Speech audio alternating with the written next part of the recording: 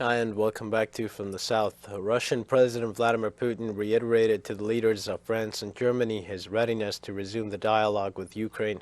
The Russian president held a telephone conversation with his French counterpart Emmanuel Macron and German Chancellor Olaf Scholz, in which they exchanged views focused on efforts to resolve the situation in Ukraine.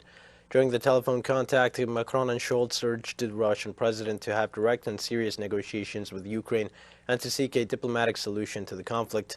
Putin recalled that negotiations are frozen on Kiev's side. Meanwhile, he reiterated Moscow's readiness to continue negotiations while warning about the dangers of providing Ukraine with Western weapons.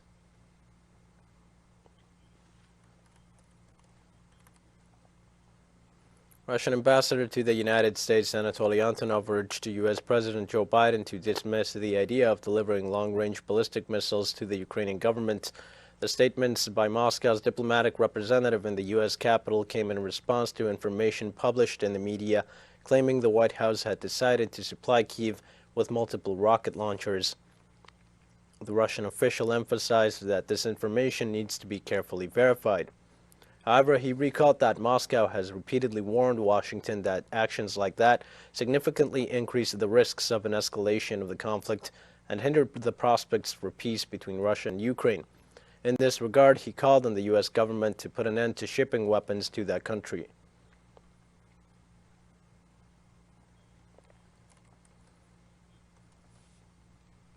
In the Donbass, the port of Mariupol is preparing to receive the first ships after the intense battles in that city on the Sea of Azov. More details in this piece by Alexander Kirk. The port of Mariupol has been completely demined, and also marine mines have been removed. As you see, we're doing a tour along the Bay of Mariupol, where ships are expected to start bringing construction materials for the reconstruction of the area, but also to bring products from this zone to other ports of Russia and the Black Sea. A marine officer explained to us with further details how the demining process was conducted at this port located south of the People's Republic of Donetsk.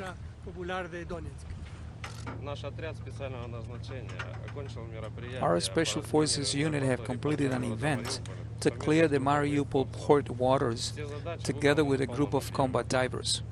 All tasks were fulfilled in full in the waterways in the coordinates of about 10 minutes. What measures are in place now too to rule out the possibility of any sabotage groups in the area.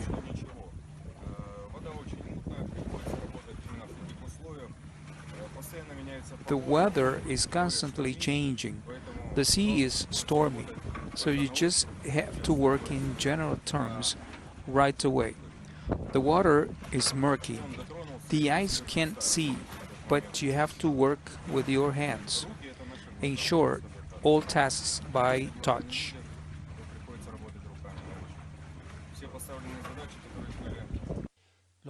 The sailors show the remains of a crane ship sunk by the Ukrainians to prevent access to the port. It turned out to be blocking the entrance to the harbor, and the harbor was blocked off by two screens. Access was blocked, impossible to enter the port.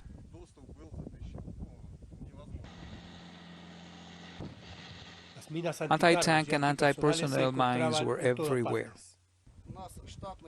We have a standard sign that is, when the demining team works, when ammunition is detected, the calculation number to find ammunition sets a flag, thereby indicating that it is explosive objects. Then the commander of the demining group approaches, decides to blow up the ammunition depending on the charge or evacuate it if it's subject to it. If not, it is destroyed on the spot. Alejandro Kirk, Telesur, Mariupol, República Popular de Donetsk. Russian Agriculture Minister Dmitry Patrushev announced on Friday that they will export around 50 million tons of grain from the 2022-2023 agricultural season. According to his statements, they expect this year's crop to exceed last year's. They also expect, based on their projections, that grain exports for the 2021-2022 agricultural season will exceed 37 million tons, thus reaching record levels. Last year, the country achieved a production of more than 120 million tons of grain, including nearly 76 million tons of wheat.